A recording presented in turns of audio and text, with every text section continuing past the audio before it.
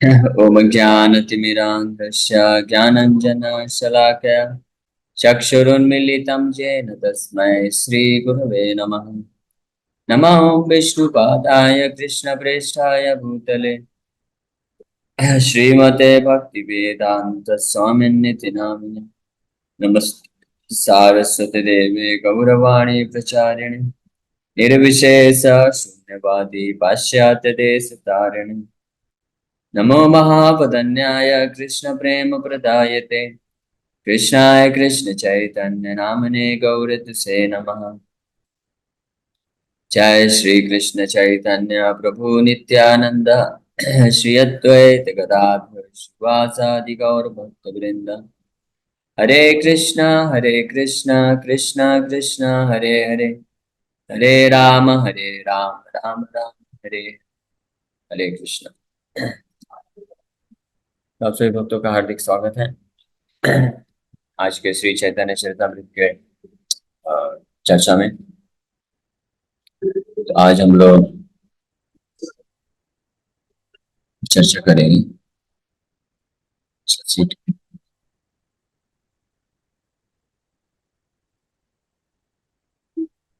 श्री चैतन्य चरितमृत आदि लीला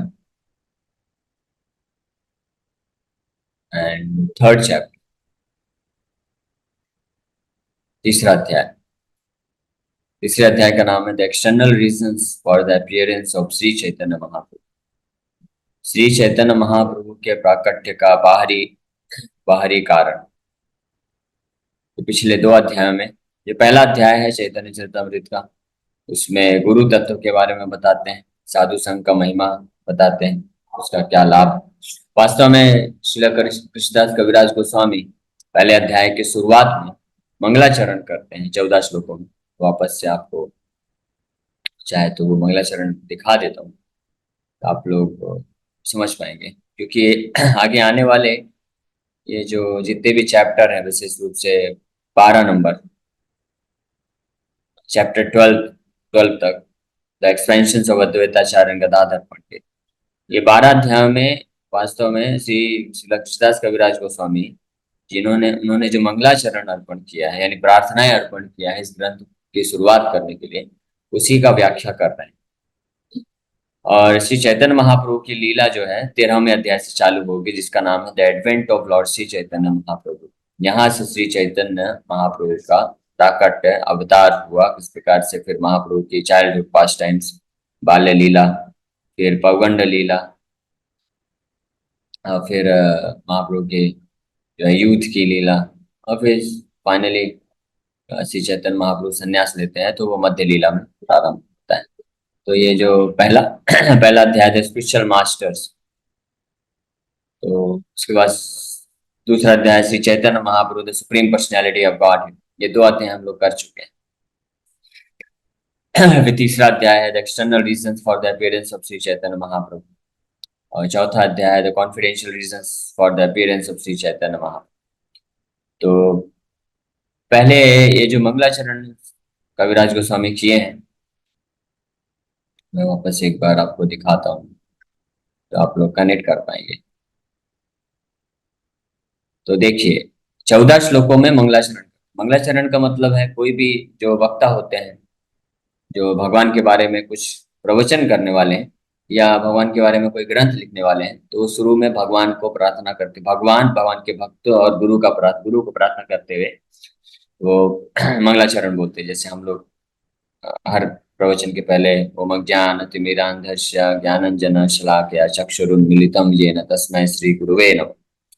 ये मंगलाचरण का पहला, सबसे पहला मंगलाचरण में हम प्रार्थना अर्पण करते हैं गुरु को। तो उसी प्रकार से यहाँ पे कविराज गोस्वामी भी पहला मंगलाचरण जो किए हैं उसमें वंदे गुरुन ईश भक्तान ईशम ईशावत का अवतारकान तत्प्रकाशाम च तत्शक्ति कृष्ण चैतन्य सम्यकम। वंदे गुरु, अपने गुरुओं को प्रणाम प्रणाम करते हैं, और फिर उन भगवान के भक्तों को, फिर भगवान के अवतारों को, भगवान की शक्तियों को, और इस प्रकार से श्री भगवान के ही पंच तत्व के रूप में वो देखते हुए प्रणाम करते हैं। फिर दूसरे में जो है श्री चैतन्य महाप्रभु नित्यानंद प्रभु को प्रणाम करते हैं। तीसरे में विशेष रूप से चैतन्य महाप्रभु को मुख्य केवल चैतन्य महाप्रभु का गुणगान करते हुए प्रणाम करते हैं। तो ये जो दूसरा और तीसरा है, या पहला और दूसरा जो मंगलाचरण है, यही पहले अध्याय में पूरा इसका वर्णन करते हैं। फिर ये जो तीसरा मंगलाचरण है, तीसरा, ये दूसरा अध्याय बनता है। इस एक श्लोक का पूरा व्याख्या किया है दूसरे अध्याय में। और अब जो तीसरा अध्याय है, ये कृष्णदास कविराज गोस्वामी का जो मंगलाचरण का चौथा श्लोक है, वो तीसरा अध्याय के में इसको एक्सप्लेन कर रहा है। अनार्पित अनार्पित चरिम चिरात् करुणयावतीर्णा कलौ समर्पयितुम उन्नतोज्ज्वल रसां स्वभक्ति श्रियम् हरिः पुरत सुंदर द्युति कदम्ब संदीपित सदा हृदय कंदरे स्फुरतु वा सचिनंदना। ऐसे भगवान श्री चैतन्य महाप्रभु को वो प्रणाम करते हैं और साथ ही साथ में हम सबके लिए आशीर्वाद की कामना करते हैं कि हम सबके हृदय हृदय रूपी गुफा के कंदर, कंदर मतलब हृदय कंदरे, कंदरे मतलब गुफा, ये जो गुफा रूपी हृदय है, इसमें सचिनंदन भगवान श्री चैतन्य महाप्रभु प्रकट हो जाए, ऐसा आशीर्वाद की कामना करते हैं। तो ये चौथा मंगलाचरण है और यही है तीसरा अध्याय, जिसको हम आगे आने वाले जितने भी दिन लगेंगे, 20-25 दिन, एक इस चौथे अध्याय का ही व्याख्या तीसरे अध्याय में कर रहे हैं। क्योंकि ये चौथा जो चौथे श्लोक का ये चौथा जो श्लोक है, ये बताता है कि श्री चैतन्य महाप्रभु के प्राकट्य का बाहरी कारण क्या। फिर जो इसके बाद जो पांचवा श्लोक है मंगलाचरण का, ये श्री चैतन्य महाप्रभु के प्राकट्य का आंतरिक कारण बताता है, जो कि इस आदि लीला ग्रंथ का चौथा अध्याय में कविराज गोस्वामी और डिटेल में उसको समझाएंगे। इसलिए चौथे अध्याय का नाम है internal reasons for the appearance of Shri Chaitanya Mahaprabhu, Chaitanya Mahaprabhu के प्राकट्य का आंतरिक कारण। ये पांचवा और छठा, ये दो श्लोक जो है भगवान श्री चैतन्य महाप्रभु के प्राकट्य का जो है आंतरिक कारण बताता है, जो कि चौथे अध्याय में एक्सप्लेन करेंगे। फिर उसके बाद ये चैतन्य महाप्रभु का हो गया अभी 4 अध्याय में, और फिर उसके बाद नित्यानंद प्रभु की ग्लोरीज बताएंगे। ये सातवें, आठवें, नौवें श्लोक में, 7वें, 8वें, 9वें, 10वें, इन श्लोकों में, और 11वें श्लोक, 5 श्लोकों में, ये 5 श्लोकों का जो मंगलाचरण है, इसमें कविराज गोस्वामी नित्यानंद प्रभु का जो तत्व है, उनका जो महत्व है, महिमा है, उसका वर्णन करने वाले हैं। और वो जो है अगले अध्याय में आएगा, यानी तो यहाँ पे ग्लोरीज ऑफ लॉर्ड नित्यानंद जो अध्याय है, glories of Lord Nityananda Balaram, इसमें बताया जाएगा। फिर ग्लोरीज ऑफ श्री अद्वैताचार्य मंगलाचरण का जो 12वां श्लोक है, और उसमें और 13वें श्लोक में, और लॉर्ड चैतन्य इन 5 फीचर्स, तो 14वां श्लोक मंगलाचरण। इस प्रकार से 7 अध्यायों में वर्णन कर रहे हैं। अपने 14 श्लोकों का जो मंगलाचरण है, कविराज गोस्वामी 7 अध्यायों में उसकी व्याख्या कर रहे हैं विस्तार से तत्व को समझाने के लिए।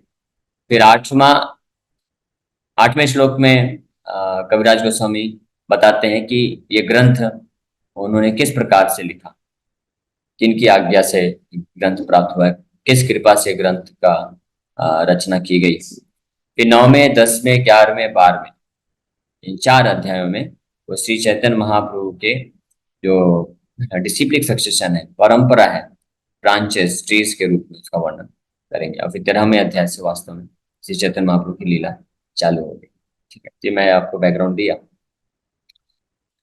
तो हम लोग 3rd चैप्टर में the external reasons for the appearance of Shri Chaitanya Mahaprabhu, जो कि कविराज गोस्वामी के मंगलाचरण का 4था श्लोक है, जो कि इस अध्याय में आएगा वो श्लोक, और उसको डिटेल में कविराज गोस्वामी समझाने वाले। तो हम लोग स्टार्ट करते हैं। तीसरे अध्याय का पहला श्लोक है, श्री चैतन्य प्रभुं वंदे यत्प्रसादाश्रय वीर्यता यत्पदाश्रय वीर्यता संग्रहणात् करव्रता अज्ञा सिद्धांत शन्मणि। I offer my respectful obeisances to Sri Chaitanya Mahaprabhu. By the potency of the shelter of his lotus feet, even a fool can collect the valuable jewels of conclusive truth from the minds of the revealed scriptures. Agya सिद्धांत शन्मणि संघृणाति आकर व्राता। संघृणाति मतलब collect कर सकता है, इकट्ठा कर सकता है। आकर व्रतात from the multitude of minds in the form of scriptures. जैसे जो खान होती है, माइंस होते हैं, कोयले की खान है, तो बड़ी मुश्किल में कोई वहां पे हीरा प्राप्त कर सकता है। बहुत सर्च करना पड़ेगा उसको, बहुत रिसर्च करना पड़ेगा, खुदाई करना पड़ेगा, तब जाके कहीं उसको हीरा मिल सकता है। उसी प्रकार से ये जो शास्त्र हैं, ये शास्त्र एक खान के समान है, माइन, बहुत विशाल जो है माइन, यानी खान के समान इसका तुलना किया गया। क्यों? क्योंकि इतना विस्तृत है शास्त्र, सारे वैदिक ग्रंथ। कोई भी संभवतः कोई भी आज के समय में, कलयुग में विशेष रूप से 80-100 साल की आयु में कोई सारे शास्त्रों को पढ़ भी नहीं सकता है, एक बार जस्ट पाठ भी नहीं कर सकता है। हार्डली 5% भी नहीं कंप्लीट कर पाएगा, इतना विशाल है। पहले जब सतयुग द्वापर त्रेता युग में आयु ज्यादा होती थी, हजारों हजारों साल होती थी, तो कई हजार साल लग जाते थे ऋषि मुनियों को सारे शास्त्रों को पढ़ने के लिए। केवल वे पढ़ने के बाद उसमें विचार विमर्श वो लोग करते थे, और फिर कई हजारों साल लगते थे विचार विमर्श करके, स्टडी करके कोई जो है फाइनल कंक्लूजन, निष्कर्ष तक आने के लिए, है ना। तो ऐसे हजारों हजारों साल, इसीलिए भगवान गीता में बताएं, बहुनाम जन्मनामन्ते ज्ञानवान माम प्रपद्यते वासुदेवं सर्वमिति स महात्मा सुदुर्लभ। सुदुर्लभ ही नहीं है, सुदुर्लभ है। कि बहुनाम जन्मन, कई कई जन्मों तक इस प्रकार से कोई शास्त्रों को अध्ययन करता है, उसका समझने का प्रयास करता है, विचार विमर्श करता है, फिर अपने जीवन में उतारने का प्रयास करता है, फिर कई हजारों हजारों जन्मों के पश्चात वो शास्त्रों के निचोड़ निष्कर्ष को समझ पाता है कि वासुदेव सर्वमिति स महात्मा सुदुर्लभ। भगवान वासुदेव ही सब कुछ है, और उनको पूर्ण रूप से सरेंडर करना चाहिए, समर्पण करना चाहिए। तो ये अत्यंत दुर्लभ है, सुदुर्लभ इसलिए बोला गया है, ये अत्यंत कठिन है। लेकिन मैं ऐसे श्री चैतन्य महाप्रभु का वंदना करता हूँ, कविराज गोस्वामी बता रहे हैं, श्री चैतन्य प्रभु वंदे। मैं ऐसे श्री चैतन्य महाप्रभु को प्रणाम करता हूँ, वंदना करता हूँ। यत पादाश्रया वीर्यतः, जो भी जिनके पाद आश्रय, जिनके चरण कमलों का अगर कोई आश्रय लेता है, तो उससे जो वीर्यता है, उससे जो शक्ति प्राप्त होती है, उस शक्ति के बल पे अज्ञ, अज्ञ मतलब जो मूर्ख है, मूर्ख व्यक्ति है, वो भी सारे शास्त्रों के जो निचोड़ है, जो रत्न है, शास्त्र रूपी माइंस खान से वो रत्न को प्राप्त कर सकता है। कृष्ण, कृष्ण भक्ति रूपी दिव्य रत्न, दिव्य हीरे को कलेक्ट कर सकता है। संगणाति मतलब इकट्ठा कर सकता है। यह है श्री चैतन्य महाप्रभु की विशेष कृपा। कोई बहुत पंडित की बात नहीं कर रहे हैं। अज्ञ, अज्ञ मतलब मूर्ख से मूर्ख व्यक्ति भी बड़े आसानी से प्राप्त कर सकता है। संगणाति। तो एक और श्लोक में, पिछले हमने जो दूसरा अध्याय का पहला श्लोक अगर याद करेंगे, तो उसमें भी कविराज गोस्वामी बड़े सुंदर ढंग से इस बात को वर्णन करते हैं कि श्री चैतन्य महाप्रभु की कृपा से जो बालो अपि यद नाना तरे नाना मतम, बालो अपि तरे नाना मतम। देखिए दूसरे अध्याय का जो पहला श्लोक ये श्री चैतन्य चरितमृत की खासियत है कि यहाँ पे कविराज गोस्वामी जो इसके ऑथर हैं, हर अध्याय के शुरुआत के पहले श्लोक श्री चैतन्य महाप्रभु का एक बहुत ही विशेष महिमा को वर्णन करते हुए एक संस्कृत श्लोक के माध्यम से श्री चैतन्य महाप्रभु का वंदना करते हैं, और उनके किसी एक विशेष महिमा का वर्णन करते हैं। जैसे दूसरे अध्याय में वर्णन कर रहे, श्री चैतन्य प्रभु वंदे बालोपि यद अनुग्रह। बालो मतलब बालक, या बालो मतलब जो जिसके पास ज्यादा ज्ञान नहीं है, मूर्ख है बोल सकते, इग्नोरेंट, अज्ञानी। अज्ञानी जो होता है उसको बालो बोला जाता है, बालक बोला जाता है ना? क्योंकि जो बालक होता है उसके पास ज्ञान होता नहीं। तो यहाँ पे बता रहे हैं, मैं ऐसे श्री चैतन्य महाप्रभु का वंदना करता हूँ कि जिनकी कृपा से, यद अनुग्रहात, यद मतलब जिनके अनुग्रहात यानी कृपा से, बालो अपि यानी मूर्ख यानी बच्चा भी, या मूर्ख व्यक्ति भी, अज्ञानी व्यक्ति भी, तरे नाना मत ग्राहा व्याप्तम सिद्धांत सागरम। यहाँ पे यहाँ पे एक सागर से तुलना किया गया है वैदिक शास्त्रों को। वैदिक जो शास्त्र हैं उनको इस दूसरे अध्याय के पहले श्लोक में सागर से तुलना करते हैं, और तीसरे अध्याय के पहले श्लोक में उसको एक माइंस खान से तुलना करते हैं।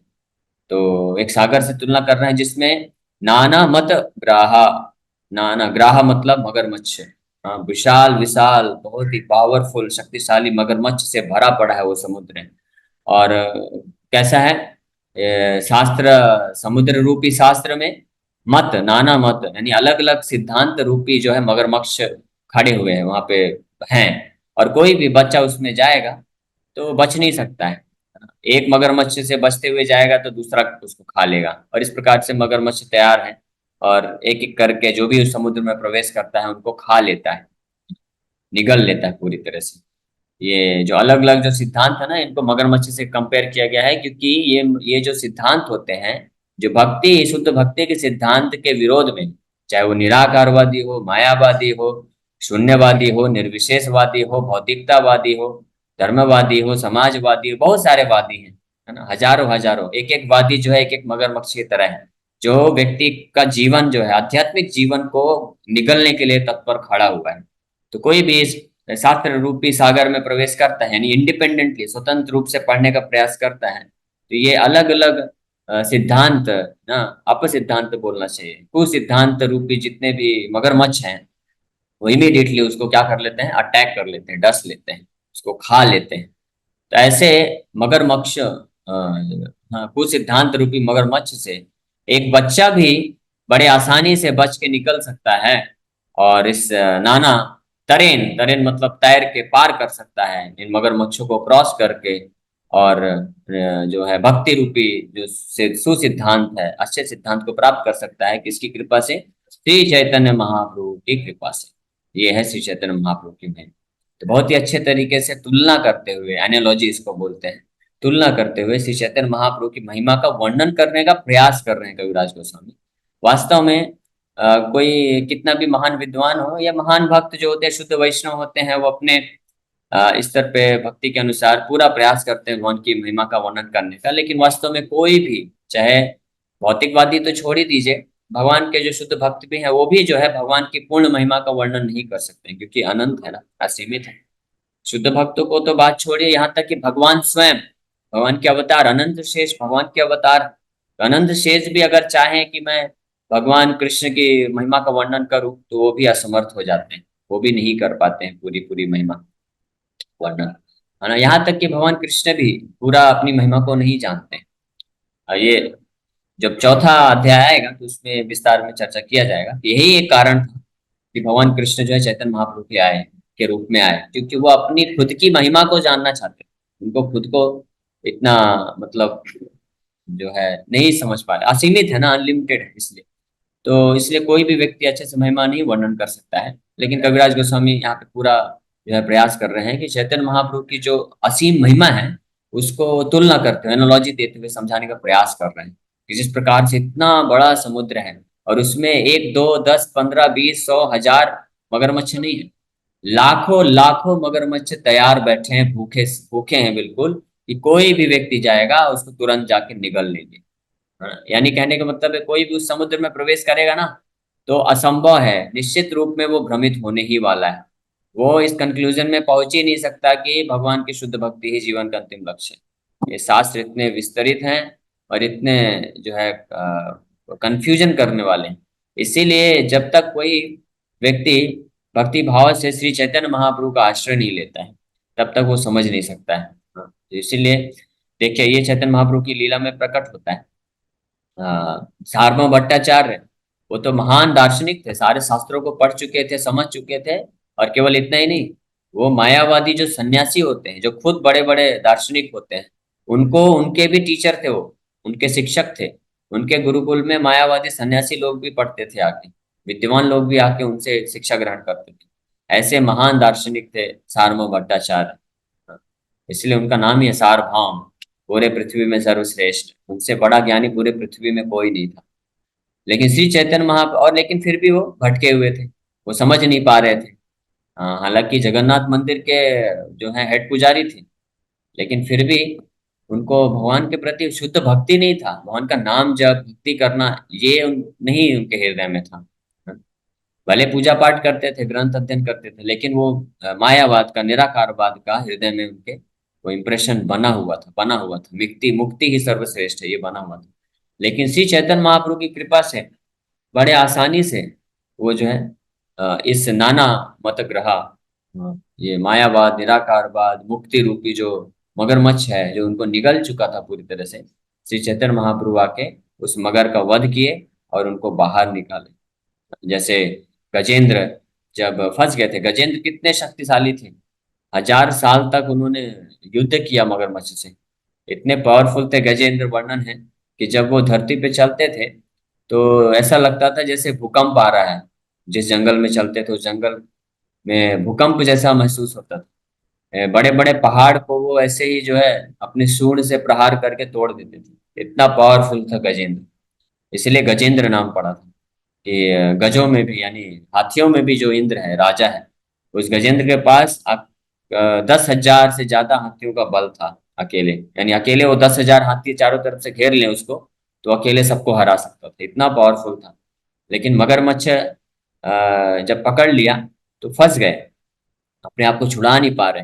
लेकिन भगवान हरि अवतार लेके आते हैं और बहुत ही तुरंत एक झटके में अपने सुदर्शन से प्रहार करके मगरमच्छ को नाश करते हैं, गजेंद्र को मुक्त कर लेते हैं। उसी प्रकार से शास्त्रों में कोई गजेंद्र के समान कितना भी महान विद्वान क्यों ना हो, कितना भी महान पंडित हो, दार्शनिक हो, तपस्वी हो, सन्यासी हो, वो निश्चित रूप में ये जो कुसिद्धांत रूपी मगरमच्छ है उसके चक्कर में फंस ही जाएगा। जब तक भगवान का आश्रय नहीं लेता है तो वो कभी समझ नहीं सकता है और मुक्त नहीं हो सकता है। इसीलिए यहाँ पे कविराज गोस्वामी बहुत ही सुंदर ढंग से श्री चैतन्य महाप्रभु की महिमा का वर्णन करते हुए बता रहे हैं। तो ऐसे श्री चैतन्य महाप्रभु का आश्रय लेने से व्यक्ति बड़े आसानी से सही सिद्धांत को समझ करके भगवान के कृष्ण की भक्ति प्राप्त कर सकते हैं। इसलिए तीसरे अध्याय में भी यहाँ पे ऐसा तुलना करते हुए बता रहे हैं। दूसरे अध्याय में सागर से तुलना किए, अब तीसरे अध्याय में एक माइंस खान से तुलना कर रहे हैं कि बहुत बड़ा खान है, शास्त्र है, उसमें जो दिव्य रत्न है, कृष्ण की भक्ति रूपी दिव्य रत्न है, यत पादाश्रया वीर्यतः, श्री चैतन्य महाप्रभु के चरण कमलों का आश्रय जो ले लेता है उससे जो शक्ति प्राप्त होती है वो बड़ी आसानी से, अगर मूर्ख भी है तब भी वो सिद्धांत सन्मणि संग्रहणाति आकार व्रतात्, जो सिद्धांत सन्मणि jewels, best of the jewels, तो जो है उसको कलेक्ट कर सकता है। हरे कृष्ण। तो इसीलिए यहाँ पे बहुत अच्छा ये श्लोक फिर इसी पे आधारित अब आगे वर्णन करने वाले हैं इस पूरे अध्याय में कि ये श्री चैतन्य महाप्रभु का आश्रय किस प्रकार से लेना होता है और श्री चैतन्य महाप्रभु ये कार्य किस तरह से करते हैं, क्या वो शक्ति है जिसके माध्यम से श्री चैतन्य महाप्रभु किसी के जीवन में उसके हर प्रकार से जो कुसिद्धांत रूपी मगरमच्छ है उससे उसकी रक्षा प्रदान करते हैं। ठीक है। हरे कृष्ण। अक्षय गुप्तों का बहुत बहुत धन्यवाद कि आप लोग आए और आप लोग। हरे कृष्ण। हरे कृष्ण प्रभु जी। प्रभु जी, जैसे दुर्गा माता प्रकृति सृष्टि है और भगवान श्री कृष्ण जी की बहिरंगा शक्ति है, तो क्या हम उनका दुर्गा कवच मतलब दिन में एक दो बार पढ़ सकते हैं क्या, बोल सकते हैं क्या, और उससे क्या बेनिफिट होगा? अगर सच सच बोलो तो उसका जरूरत नहीं है, और भगवान कृष्ण ऐसा रिकमेंड नहीं करते गीता में। भगवान कृष्ण बोलते हैं कि सर्वधर्मान परित्यज्य माम एकम शरणम व्रज अहम त्वाम सर्व पापेभ्यो मोक्षयिष्यामि मा शुच, कि आप माम एकम शरणम व्रज, एक मात्र मेरा ही शरण लो, मैं तुमको हर प्रकार से प्रोटेक्शन, सुरक्षा प्रदान करूंगा, डरो मत, माँ शुच। भगवान गारंटी दे रहे हैं डरो मत, लेकिन फिर भी हमारा श्रद्धा में कमी होने के कारण हमको डर उत्पन्न होता है, फिर हम अन्य अन्य जगह जाते हैं। गीता में भगवान कई जगह बोले अनन्यास चिंतयन्तो माम, है ना, भजंती ये यो भजंती, क्या है वो श्लोक, अनन्य अनन्य भजन, अनन्य भाव से, कई जगह ये शब्द आता है। अनन्य, अनन्य का मतलब होता है एक्सक्लूसिव, एक्सक्लूसिव मतलब केवल जो मेरा भजन करते हैं और किसी का नहीं, अन्य देवी देवताओं के पास नहीं जाते हैं।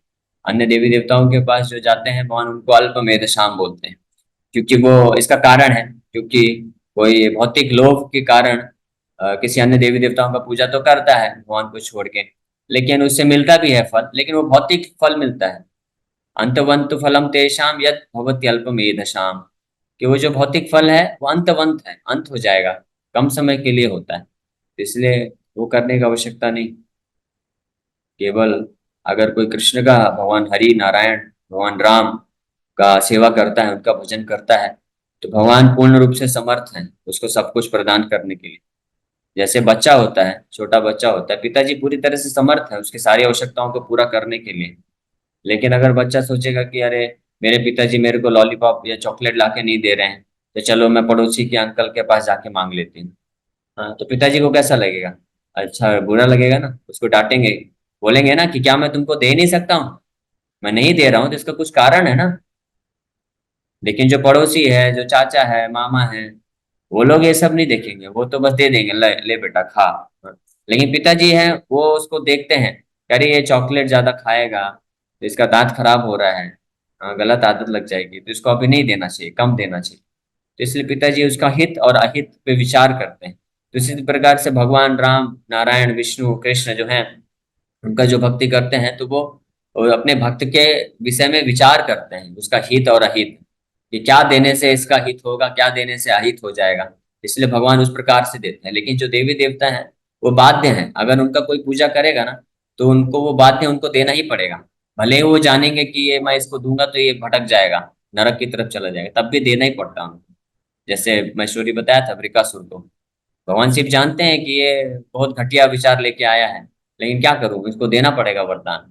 ब्रह्मा जी जानते थे हिरण्यकशिपु जो है राक्षस है, इसका दुरुपयोग करेगा, लेकिन फिर भी उसको वरदान देना, ब्रह्मा जी को वरदान देना पड़ा उनको। तो इस प्रकार से देवी देवता बाध्य होते हैं। तो आप उनके पास जाके पूजा करेंगे, ये सब करेंगे, तो आपको लाभ जरूर मिल जाएगा, लेकिन वो भौतिक लाभ होगा, लेकिन उससे आप विमुख हो जाएंगे भगवान कृष्ण के भक्ति से। और वो जो फल आप प्राप्त करेंगे वो भी जो है केवल क्षणिक होगा। इसलिए जो भक्त होते हैं भगवान के, शुद्ध भक्त, वो कभी भी किसी का आश्रय नहीं लेते, केवल और केवल कृष्ण सर का आश्रय लेते हैं। हरे कृष्ण। सर सर मैं एक पूछूं प्रश्न? हरे कृष्ण प्रभु जी। अच्छा, हाँ पूछे। सर मैं पूछ रहा था ना कि जैसे मैंने ईमेल में पूछा था आपसे, हम्म, हाँ कि बिना नाम जप के बिना नाम जप के भगवान का चिंतन करना कठिन क्यों प्रतीत होता? आपने उत्तर दिया कि हमारा मन चंचल है और अधिक हाँ समय तक भगवान में नहीं टिक सकता है, तो इसलिए हाँ, इसलिए हम सही बात। नाम जप से भगवान पे अधिक समय तक टिका सकते हैं। और दूसरा कारण ये भी हो सकता है कि हमारा भगवान के प्रति प्रेम और आसक्ति नहीं है, इसलिए चिंतन नहीं हो पा रहा है। यस यस, सही बात। क्या हुआ?